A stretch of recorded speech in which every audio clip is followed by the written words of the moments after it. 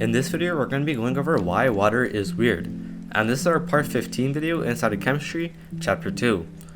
So let's get started with this video. So the first thing that we're going to cover is some did you know facts about water. So the first fact is, did you know that a watermelon is about 92% water by mass? So inside of a watermelon, about 92% of it is all just water. For our second fact, the human body is approximately 67% water by mass. So our human bodies have about 67% of water inside of us.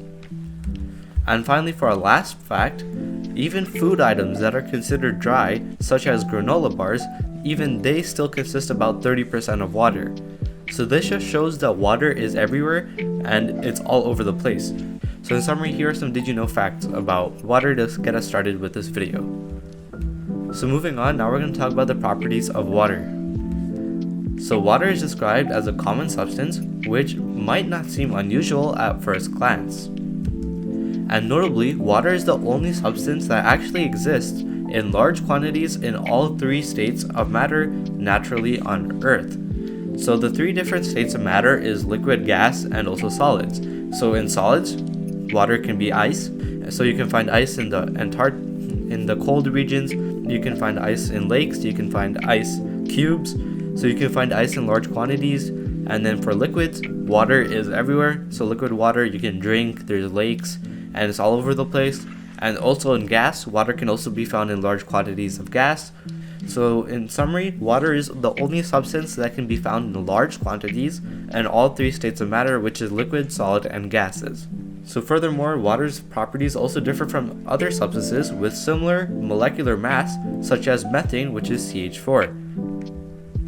And methane's molecules, despite having a comparable molecular mass, they do not mimic the same properties as water molecules.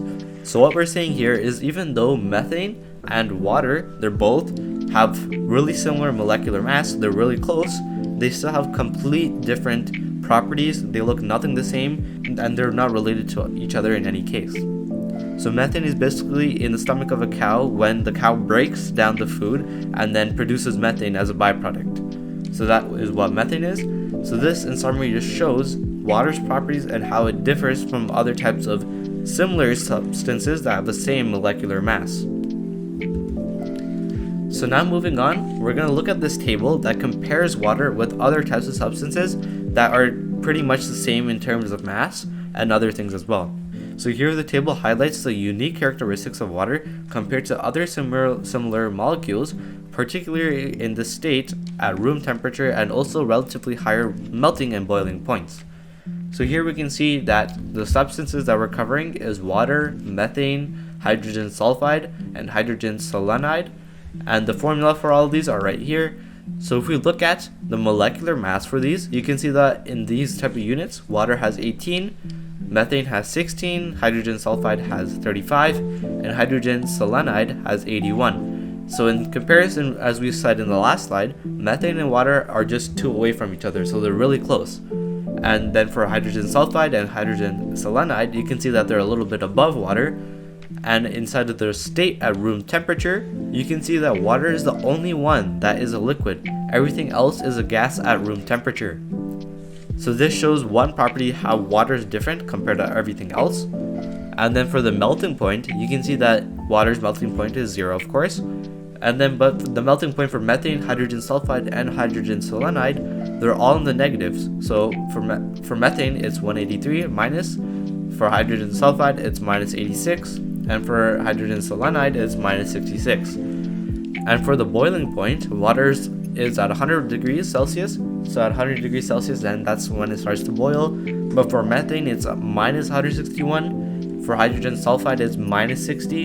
And for hydrogen selenide, it's minus 42. So in comparison, this table just shows the differences and characteristics between water and all these different types of other substances that are similar in terms of characteristics.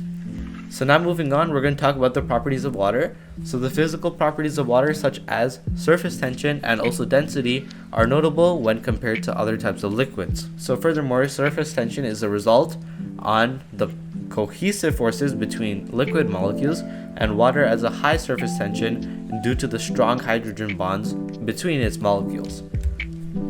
And for example, the water strider showcases how the surface tension of water is really strong and is so strong that it's even able to support its own weight, allowing it to walk on the surface of the water without breaking through.